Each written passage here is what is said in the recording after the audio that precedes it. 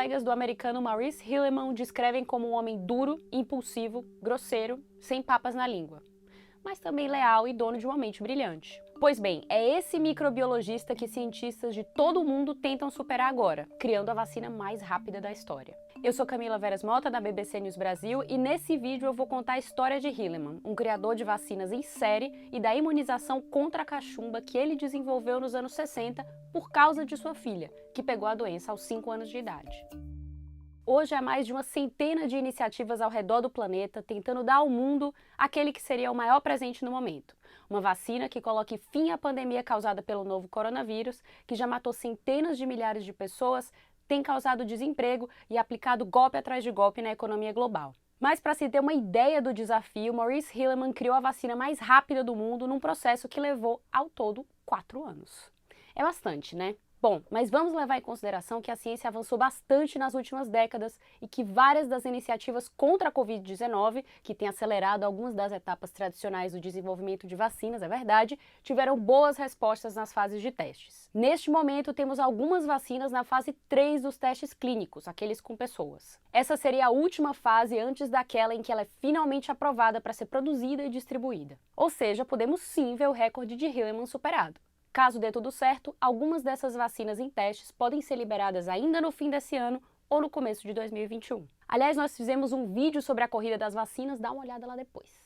Pois bem, Hilleman é certamente uma inspiração. Além de ser o recordista no quesito rapidez, ao todo ele criou 40 vacinas para animais e humanos. E das 14 que hoje são dadas a crianças, 9 foram criadas ou desenvolvidas por ele, olha só. O microbiologista nasceu em 1919 na zona rural de Montana, no meio oeste dos Estados Unidos. Ou seja, em um mundo que tinha acabado de sair da Primeira Guerra Mundial e vivia uma pandemia gravíssima, a da gripe espanhola. A filha dele, Gerald, que tem um papel muito importante na história que eu vou contar já já, disse à BBC que ele próprio era um sobrevivente.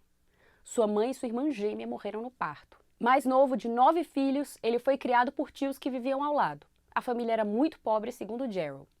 Teve de lidar com períodos de seca, inundações, frio extremo. Para a filha de Hilleman, a morte estava sempre ao redor, o que criou no pai parte do impulso e do desejo de ser útil, o que ele manteve no decorrer da vida. O primeiro trabalho de Hilleman foi no armazém local, mas ele foi convencido pelos irmãos a estudar na Universidade do Estado de Montana. Depois de se formar em microbiologia com as melhores notas da turma, foi para Chicago fazer doutorado. A filha conta que nessa época o dinheiro era tão pouco que a dieta dele era um cachorro quente por dia. A tese de doutorado dele foi inovadora. Em 1944, com 25 anos, ele demonstrou que a clamídia, que causa uma infecção sexualmente transmissível, não era um vírus, mas sim uma bactéria.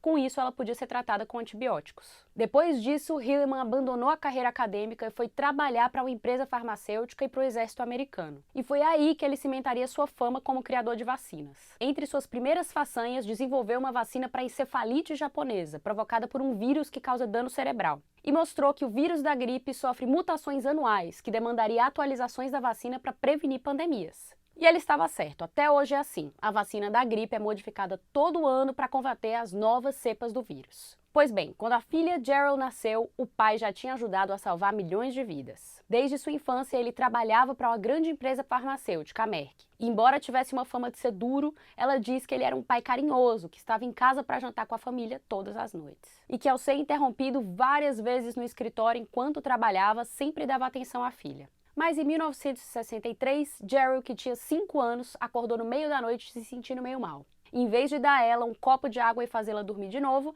o pai pegou o manual da Merck, uma espécie de dicionário de doenças, para pesquisar sobre os sintomas. Ela explica, ele tinha uma lista de doenças que queria atacar. E quando ela dormiu, ele foi trabalhar. Correu até o laboratório no meio da noite e voltou com um cotonete e uma placa de Petri, aquele recipiente cilíndrico que os cientistas usam para a cultura de micro-organismos, e coletou uma amostra da mucosidade da garganta da filha. Ele estava certo que Gerald tinha cachumba, mas não sabia de qual cepa. Algumas formas da doença são inofensivas, mas outras afetam o cérebro e a medula espinhal, podendo levar a meningite até a perda de audição. E essa foi a sorte, segundo contou à BBC o professor de pediatria e imunologia Paul Offit. O provavelmente maior criador de vacinas do mundo tinha uma filha infectada por uma cepa de cachumba que tudo indicava não afetava o cérebro e a medula, ou seja, era mais segura de ser usada. Ele foi então enfraquecendo o vírus em laboratório durante meses, criando uma versão atenuada, que gerava uma resposta imunológica sem causar a doença. Como Hilleman trabalhava na indústria farmacêutica,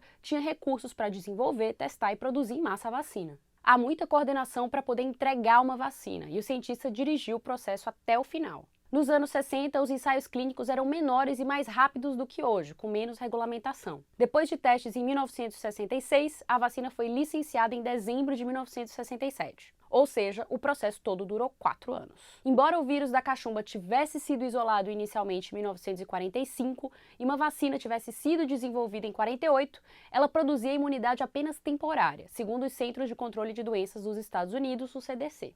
A vacina da cepa Jerry Lin, como é chamada, é feita de vírus atenuado vivo e usada até hoje. Jerry e sua irmã, Kirsten, foram umas das primeiras crianças a testar a criação do pai. Hilleman combinou sua vacina contra a cachumba às que tinha desenvolvido contra sarampo e rubéola, criando uma dose única, a tríplice viral, um nome que a gente conhece bem. O professor Offit, que trabalhou com Hilleman nas décadas de 80 e 90, diz que ele nunca se dava por satisfeito. Quando fazia uma vacina, só ticava em sua lista e já partia para a próxima. Ele conta: seu objetivo, embora impossível, era tratar de eliminar qualquer doença infecciosa que pudesse fazer com que uma criança sofresse, fosse hospitalizada ou morresse. Mas trabalhar com ele não era muito fácil. Offit diz que as coisas tinham que ser do jeito dele e que ele era legal com a equipe, mas que esperava que trabalhassem duro como ele, o que o professor diz que era praticamente impossível. Um de seus amigos, o hoje líder anti-Covid dos Estados Unidos, Anthony Fauci, o descrevia como um adorável rabugento. Maurice Hilleman morreu em 2005.